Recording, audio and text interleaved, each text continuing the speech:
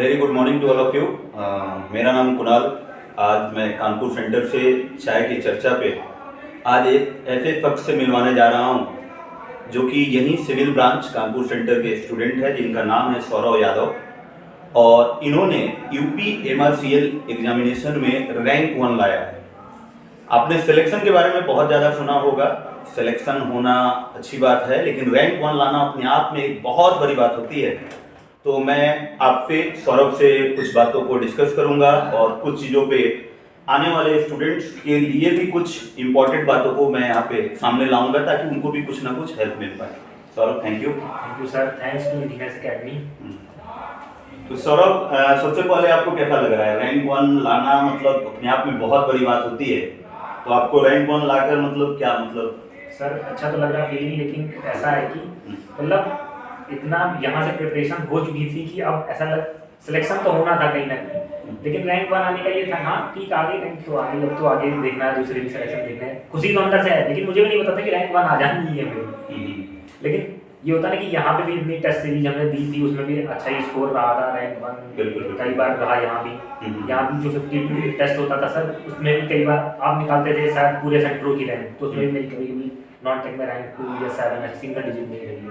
Okay. तो rank 1 लाना तो हाँ अच्छा लग रहा है, अंदर से खुशी तो हो रही है। सिलेक्शन लेना एक अलग बात होती है, रैंक 1 की थोड़ा सा खुशी अलग होती है। बिल्कुल। एक चीज और कि आप ऑलरेडी अभी सतलज जल विद्युत निगम लिमिटेड में जॉब कर रहे हैं एज ए जेई, तो मतलब जॉब के साथ एक ऐसा स्ट्रेटजी सेट करना जिससे सिलेक्शन निकालना एक अपने आप में बहुत बड़ी बात है। इसको आपने कैसे मैनेज किया?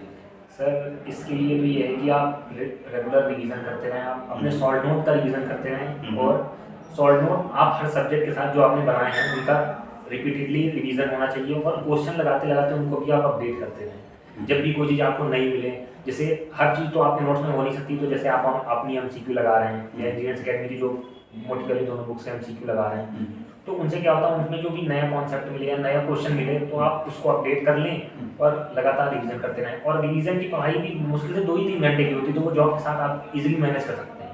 अच्छा, एक चीज और मेरे को ये जानना था कि आपने जो यहाँ क्लासेस स्टार्ट किया था हमारे कानपुर सेंटर पे 30 नवंबर 2020 को आफ्टर फर्स्ट लॉकडाउन, हाँ जी, ठीक है?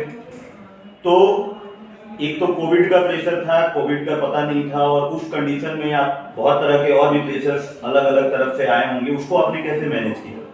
सर, जैसे ये लॉकडाउन हुआ तो लॉकडाउन किसी के लिए तो दिक्कत का सामना चीज़ रही, लेकिन एक स्टूडेंट के लिए देखा जाए तो उसके लिए अच्छी भी रही। क्यों? क्योंकि उसे टाइम भी बहुत मिल गया उसे, और उस टाइम में वो जितना पढ़ सकता था उतना पढ़ सकता था, जिससे कि उसकी सब्जेक्ट पूरी पकड़ हो जाती। मान लीजिए जैसे मेरे 3 सब्जेक्ट कंप्लीट हुए थे यहाँ लॉकडाउन से पहले, तो मैंने उन 3 ही सब्जेक्ट का ही पूरा रिवीजन कर डाला, उनके शॉर्ट नोट, उनके क्वेश्चन, जितने भी MCQ थे शायद यहाँ की जितनी जो बुक हमें मिलती थी, हमारी जो स्टडी बुक वाली जो पूरा होता है, यहाँ पे आपको 2 बुक मिली होगी, एक MCQ की बुक मिली होगी और एक ऐसे पीवाई के लिए। तो आपने दोनों बुक लगाया? दोनों बुक लगा ली, सारे क्वेश्चन लगा दिए। 3 सब्जेक्ट जो लॉकडाउन हमारा हुआ था वो 14 अप्रैल के बाद से हो गया था और अगस्त तक चला था, तो उसमें मैंने 3 सब्जेक्ट के पूरे लगा लिए, और फिर जो एक्स्ट्रा करना होता है, मान लीजिए किसी ऑनलाइन टेस्ट सीरीज ज्वाइन कर ली, उनसे लगा लिया। तो वो मेरे लिए फ़ायदेमंद भी रहा, क्योंकि 3 महीने मेरे 3 सब्जेक्ट बहुत स्ट्रॉन्ग हो गए थे। जैसे मैंने स्टार्टिंग ही सोम से की थी, तो ऐसा तो नहीं सोम में थोड़े से क्वेश्चन है, थोड़े सोम में ही इतने क्वेश्चन है कि आप जितना पढ़ोगे उतना ही कम है। तो सर के कॉन्सेप्ट थे सोम में, और उन्हीं के मुझे दोबारा रिवीजन लॉकडाउन में भी नहीं करना पड़ा, बस सर के कॉन्सेप्ट में क्वेश्चन लगाते गए और होते गए, सोम लगा लिया, और जितने भी सब्जेक्ट 2-3 हुए थे उनके क्वेश्चन लगाए, तो वो मेरे लिए एक तरह से फ़ायदेमंद ही साबित हुआ लॉकडाउन। अच्छा, जैसे अभी यहाँ बात करूँ यदि कानपुर सेंटर पे, तो आपने जिस टीचर से पढ़ा हो कुछ उनको आप बोलना चाहें? सर, मैं उनका तो तहे दिल से धन्यवाद कहना चाहूँगा, क्योंकि उनके हर एक टीचर से मैंने कुछ ना कुछ सीखा है, और उन्होंने जाहिर सी बात है कुछ ना कुछ मैं आपके अच्छा ही बता दिया, जिससे मेरे सिलेक्शन में मुझे बहुत कम टाइम लगा। मतलब अब इतना भी कम नहीं, लेकिन लगा। तैयारी जैसे ही मेरी कंप्लीट हुई तो मुझे रिजल्ट दिखने लगे, जैसा जैसा उन्होंने कहा उनकी बातों को फॉलो करते हुए। तो मैं उन टीचर्स का भी धन्यवाद करना चाहूँगा। जैसे सर से ही मैंने पहला सब्जेक्ट कुणाल सर से ही सोम शुरू किया, तो सोम शायद ही मुझे अपने सॉल्ट नोट बनाने तक उसके बाद भी ज़रूरत नहीं पड़ी पढ़ने की, बस उन्हीं को देखनी। कभी मैंने कॉपी सोम की खोली नहीं। तारिफ सर ने सॉल्ट नोट बनाना सिखाया। सत्येंद्र सर की पॉलिटी और नॉन टेक की तो बात ही अलग है, उन्होंने बहुत अच्छा पढ़ाया, तो उसकी भी कभी ज़रूरत नहीं पड़ी। ईशू सर इन्वायरमेंट हमें पढ़ा के गए, और विनय सर फ्लूइड मैकेनिक्स। इन सारे टीचरों ने ऐसा एक समा बांध दिया था कि मतलब सब्जेक्ट अच्छे लगने लगे थे अपने आप ही। लगता ही नहीं था कि ये बहुत बड़ा सब्जेक्ट है, ये बहुत डीप है, कि मतलब जो बहुत बड़ा है जिससे हम कभी दिक्कत होगी या बर्डन ना लगे। तो कॉन्सेप्ट ऐसे बना दिए थे कि वो कोई चीज़ बर्डन नहीं लग रही थी। तो मैं एक बार इन टीचरों का धन्यवाद देना चाहूँगा, कुणाल सर का, तारिफ सर का, नीरज सर का, सकील सर का और ईशू सर का और विनय सर का। इन सारे टीचरों ने मतलब एक क्लासरूम का माहौल ही अलग बना के रख दिया था। एक चीज और मेरे को देखने को मिल रहा है सौरभ कि जैसे मैंने देखा कि आप 2020 पास आउट हुए हो, हाँ जी। तो मतलब ऐसा नहीं कहा जाएगा कि आज मान लीजिए 2 साल के अंदर में आपने जॉब भी 1 साल से आप जॉब में भी हो, इसके अलावा भी आपने 2-3 और भी पेपर निकाल रखे हैं, 1-2 रिजल्ट आपके और भी वेटेड है, तो मतलब ये सारा कुछ एक आने वाले बच्चों के लिए एक बहुत बड़ा एग्जाम्पल हो सकता है।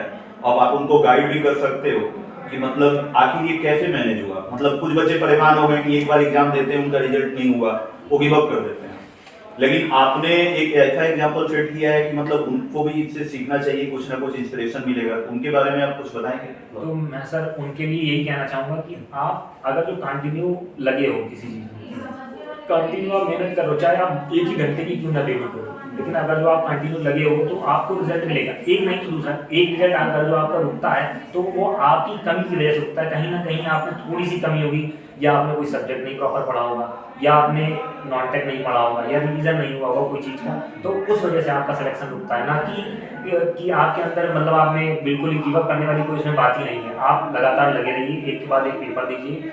और मैं आपको बताऊं कि इंजीनियर्स अकेडमी और यहाँ के टीचर का आपको सपोर्ट मिलता ही रहेगा। बहुत से लोग मैं मानता हूँ कि फाइनेंशियल बैकग्राउंड की वजह से ही छोड़ देते हैं तैयारियाँ। तो सर मैं तो यही कहता हूँ कि आप टीचर के सपोर्ट में रहो, आपको हर तरह की मदद मिल जाती है यहाँ से। मतलब ओवरऑल कहने का यही बात है कि यदि आपके अंदर डेडिकेशन है, लगन है, तो आपको कोई रोकने वाला है नहीं, आपका रिजल्ट होना तय है, बस आप लगे रहें, मेहनत करते रहें। कंटिन्यू आप लगे रहो, आपका रिजल्ट होना है।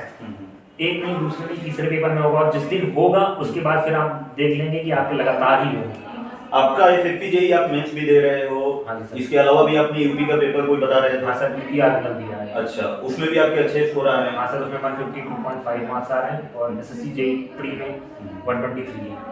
चलिए, बहुत अच्छा लगा आपसे बात करके सौरभ, और आगे के लिए भी आपको बेस्ट विशेस कि आप ऐसे ही और आगे बढ़ते रहें। और लास्टली आप जो हमारे आने वाले स्टूडेंट्स हैं उनके बारे में कोई 1 लाइन में यदि मैसेज देना चाहें तो क्या कहेंगे? सर तो मैं यही कहूँगा कि आप रेगुलर रिवीजन करते रहिए और अपनी कंस्ट्रक्टिव अप्रोच रखिए, और रिवीजन पे मेन फोकस का रिवीजन पे होना चाहिए। बिल्कुल। तो जैसे आप लोगों ने देखा, सौरभ से भी बात हुई और सौरभ ने बातों को कंक्लूड किया। मैं आपके सामने एक बार रिपीट कर दूं उन बातों को। सबसे पहला चीज़ ये बोल रहे हैं कि जब भी आपके क्लासेस चले आप रेगुलर रहें, टीचर पे फेथ करें, ढंग से नोट्स बनाएं, और साथ के साथ शॉर्ट नोट्स बनाना बहुत जरूरी है। इन्होंने शॉर्ट नोट्स पे बहुत बार फोकस किया। आज ये शॉर्ट नोट्स का नतीजा ही है कि ये जॉब रहते हुए भी जॉब में इनको टाइम नहीं भी मिल पाता है, तो शॉर्ट नोट्स के हेल्प से ही ये कोई भी एग्जाम को दे रहे हैं और क्रैक कर रहे हैं।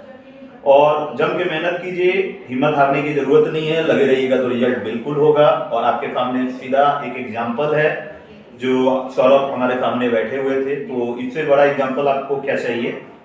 आप जमकर मेहनत करें। Thank you very much. और आपको फिर लास्टली यही मैं बोलूँगा कि अगले बार आप में से कोई स्टूडेंट होगा हमारे बीच और उनके साथ फिर से हम एक बार चाय पे चर्चा करेंगे।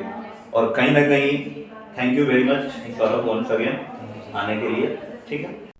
If you really like the video, please hit the like button, share the video, subscribe to our YouTube channel and press the bell icon for the latest updates. Thank you.